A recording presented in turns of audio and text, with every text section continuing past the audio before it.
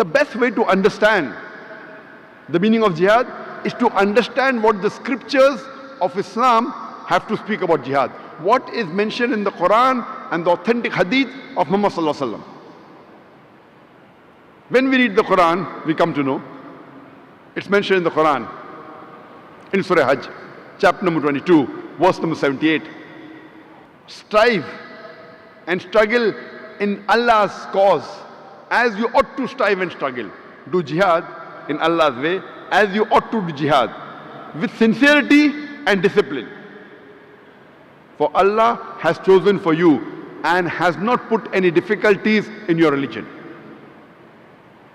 Allah says in the Quran in Surah Tawbah, chapter number 9, verse number 20.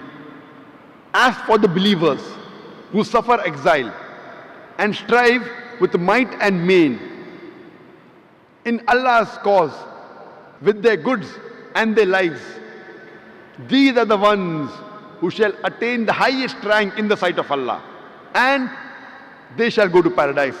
They shall achieve Jannah. They shall achieve salvation. Our beloved Prophet Muhammad said, it's a hadith of Sahih Bukhari, volume number 4, in the book of Jihad, hadith number 46.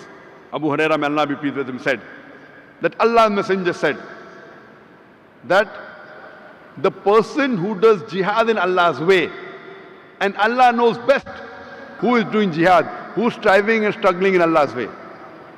The person who strives and struggles in Allah's way, and Allah knows best who is striving and struggling in His way, is like a person who continuously fasts and prays. And Allah has promised him paradise if he is killed in the battlefield, or Allah returns him safely with rewards and war booty.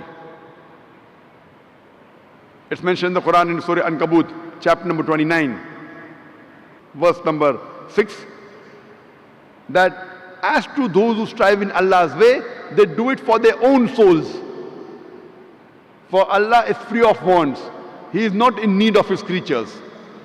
So if you strive and struggle in Allah's way, it is for your own benefit. It is not for Allah. Allah does not require the help of any of His creatures.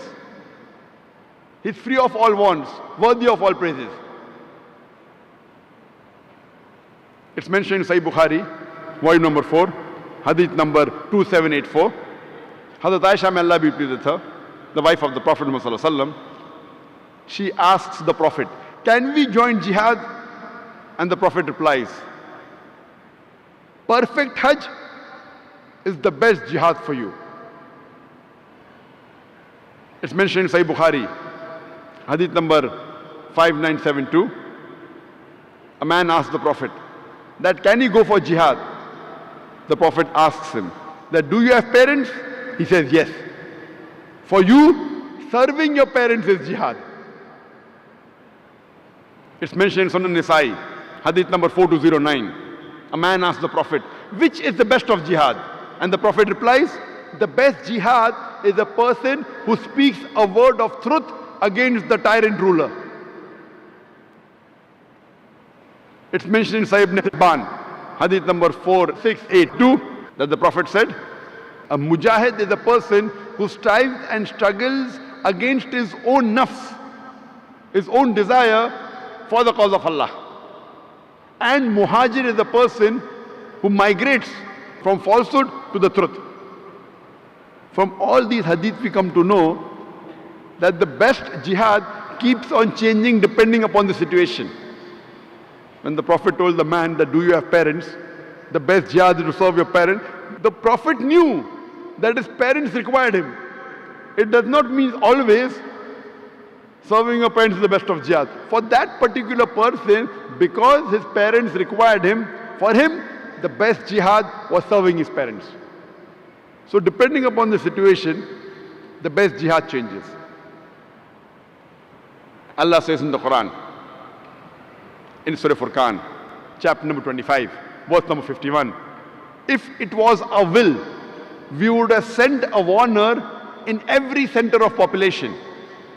Next verse, Surah Furqan, chapter 25, verse 52 says, that's why do not listen to the unbelievers, but strive against them strenuously with the Quran.